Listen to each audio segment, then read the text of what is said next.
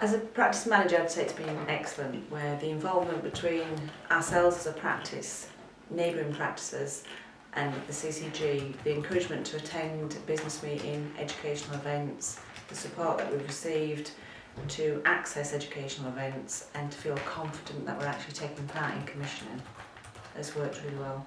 The peer sharing of ideas, the financial, working into small groups and looking at the finances from 6 practices in one group, but it's a mix of overspend, underspend, and then you share things and you get comfortable in those groups, and then that just feeds up to the commissioning group.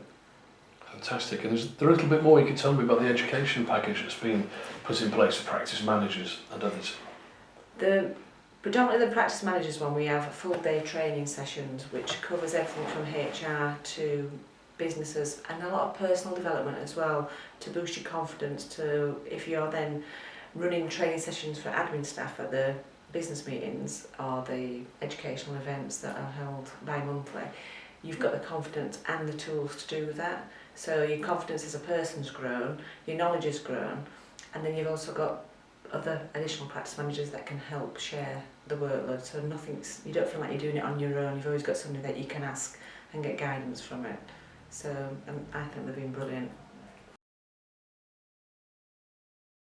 Well, I was keen to be involved from the beginning really, because I could see how much of an impact it was going to have on the practice. So I'm really pleased that we were involved as practices in appointing the board members in the first place. And then going forward, giving us the opportunity as practice managers, if we wanted to be more involved in the practice managers reference group, so we worked quite closely with the board on different projects. The commissioning teams have been such a boon really, because I didn't really feel like I knew plenty of practice managers, I didn't feel like I knew very many GPs. So now working in those locality groups, although they're not geographical localities, we've got an opportunity to work with different teams that we haven't done before, discuss variations, and they've been a really good open forum for peer support. I think we were lucky in lots of ways in that because we had a new geography, we hadn't worked together as Greater Huddersfield before. What that meant was that we had an opportunity to create something new. It wasn't the same geographical footprint as there had been for the PCT. And part of that for us was wanting to make sure that all our member practices had an opportunity to get involved in pieces of work that were of interest to them.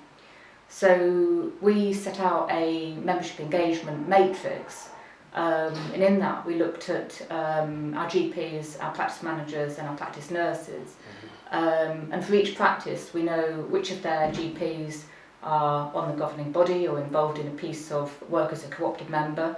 We have a very successful practice managers reference group, and we've got 7 practice managers on that, and we have a very good practice nursing reference group as well.